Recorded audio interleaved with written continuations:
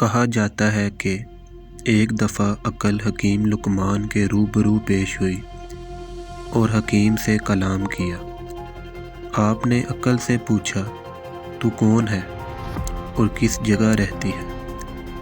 عقل گویا صحن ہوئی اور جواب دیا، میں عقل ہوں اور انسان کے دماغ میں رہتی ہوں۔ عقل کے بعد حکیم کی خدمت میں شرم حاضر ہوئی اور ملاقات کی اجازت چاہی۔ حکیم نے شرم کو شرف ملاقات بخشا اور اس سے سوال کیا، تو کون ہے اور کہاں سے آئی ہے؟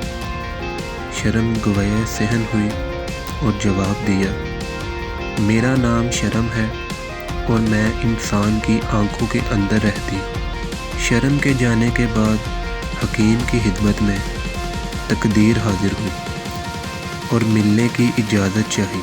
اجازت مرحمت ہوئی اور حکیم نے تقدیر سے سوال کیا، تم کون ہو اور کہاں رہتی ہو؟ تقدیر نے حکیم کو جواب دیا، میں تقدیر ہوں اور میں انسان کے دماغ میں رہتی ہوں۔ حکیم نے کہا، انسان کے دماغ میں تو عقل کا بصیر ہے۔ یہ سن کر تقدیر بولی، جب میں آ جاتی ہوں تو عقل کو چلے جانے کا حکم ہوتا ہے۔ تقدیر کے بعد حکیم کی خدمت میں عشق حاضر ہوا تو حکیم نے عشق سے پوچھا، تم کون ہو اور کہاں سے آئے ہو؟ عشق نے جواب دیا، میرا نام عشق ہے اور میں انسان کی آنکھ میں رہتا ہوں۔ حکیم بولے، انسان کی آنکھ میں تو شرم رہتی ہے۔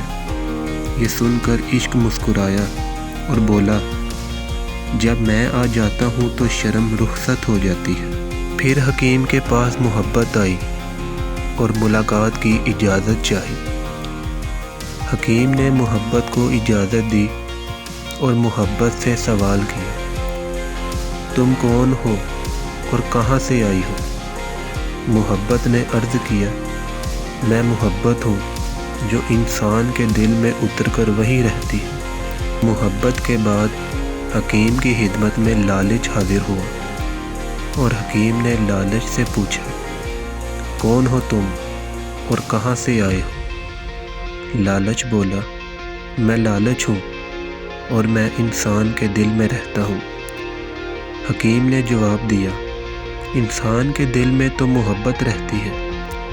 یہ سن کر لالچ نے قہقہ لگایا اور بولا، جب میں آ جاتا ہوں تو دل سے محبت کو کھینچ کر باہر نکال دیتا ہوں۔